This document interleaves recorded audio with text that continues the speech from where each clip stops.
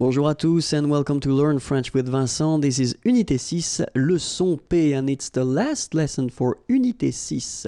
And in this lesson, we'll see together le pronom complément Y.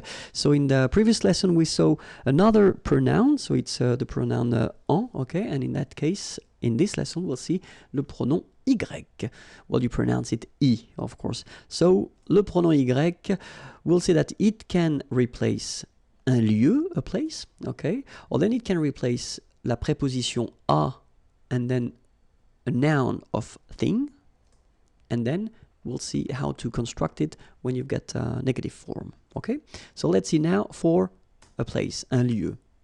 So let's see a question. Isabelle va en Finlande. So va, remember, it's aller, okay? And then en Finlande, in Finland. Isabelle va en Finlande. So of course, you will have many options to answer to this question. The first one would be maybe the more logical. Oui, Isabelle va en Finlande. So you just take all the elements that you had in the question and then you answer with that. Of course, in many situations, we won't, because French people like to use pronouns when it's possible. So the first option that we would have is to avoid repeating Isabelle, okay? So, elle va en Finlande, all right?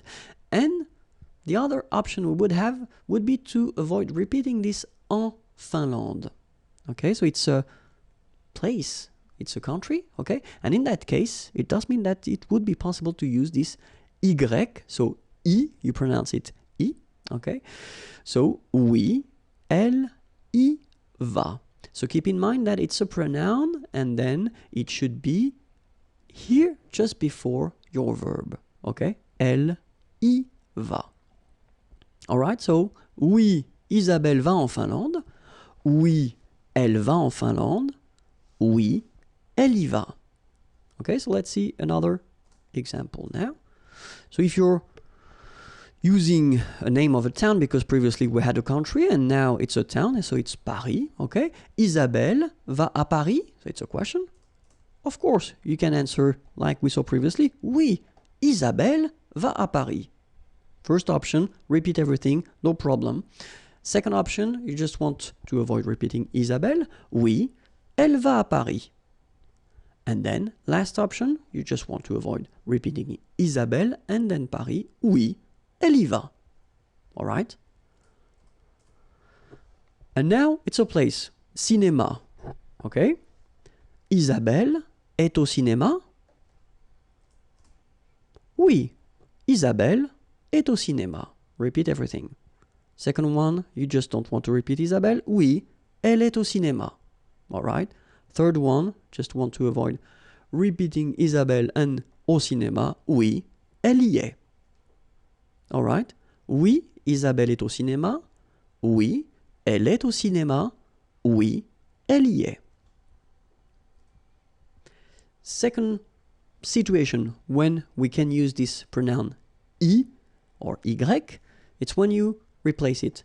When you replace this preposition a and then a noun of thing. Let's see now.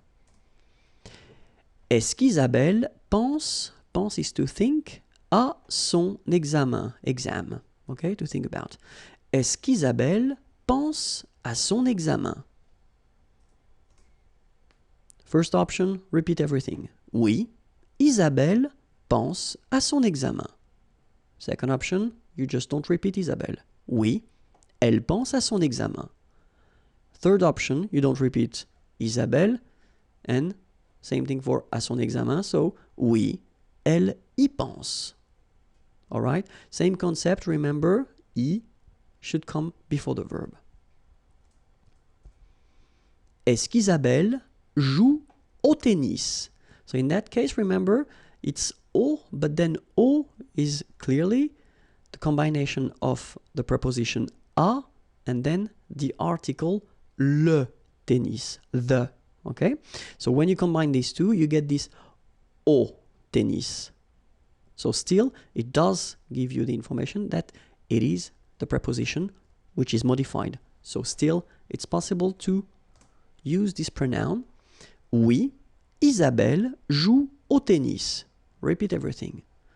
Second one, oui, elle joue au tennis. And the last one, oui, elle y joue. All right, so you can see that it's quite short. It's quite short, but it's quite useful because you don't need to repeat all the things that were stated in the question. Okay, so remember, as usual, the pronoun should come before the verb. All right, so now we'll see how to construct these sentences with the pronoun y, but then when you're using this negative form. Okay, est-ce qu'Isabelle joue au tennis? First option, oui, elle y joue. Second, non, elle n'y joue pas. All right, so negative form should be before the pronoun here. Okay, and then as usual, remember the ne followed by a vowel, they don't really get along, so should go away. So you take it away and you get ni, joue, and after the verb, you put your pas form. Okay? Isabelle est au cinéma? Oui. Elle y est? Non. Elle n'y est pas. Same thing, okay? Negation here before your pronoun, but then is going away, and then pas after your verb. Okay? So let's see now how you construct it with one verb. Alexandre va au concert? Oui, il y va. Non, il n'y va pas. Okay, so no changes from what we saw previously. Okay, so before your verb, and then here, when you get the negative form, your ne is coming before the pronoun, and then your pas is coming after your verb. Okay? When you get two verbs now. Alexandre va aller au concert? So it looks a bit strange, sorry about that. He's going to go at the concert. I know, I know, but it's just to show you how it works, and I don't want to change the sentence, okay? So, oui, il va y aller. Okay, so you can see here now that this pronoun y should be before the second verb, okay? Il va y aller. Negative form, non. Il ne va pas. Okay, so your negative form is before and after the first verb. And that's the key thing, okay? And then your pronoun is coming before your second verb. Okay, so your pronoun y should be always before your second verb. Okay? And now, let's see how it will work if we've got composed tense like aller here, and it's at the passé composé form. So Alexandre est allé au concert. Okay, it's the past tense. Oui, il y est allé. Okay, so keep in mind that even if you've got two parts here, okay, it's only one verb. It's the verb aller at the passé composé. Okay, so it's composed. So you've got two elements, but still it's one verb. So it means that your pronoun y should be before. Il y est allé. All right, and then the tricky thing, normally it's the negative form at the passé composé. Look, non, il. So you put first the negative part. So ne, obviously this is going away because you've got a vowel, okay, as usual.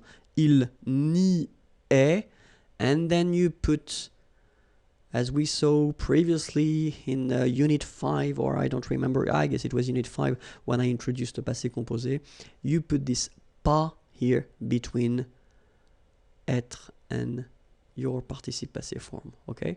So, non, il n'y est pas allé. All right? I hope it was clear. Well, we'll do a break right now, but then I'm coming back quite soon for Unité 7, okay? But then if you want to check the previous lessons, they are here, and then the next lessons will come, but not today, okay? But it's youtube.com/imagier, and then the website is here, imagier.net, and it's waiting for you. Have a great day. Bye-bye.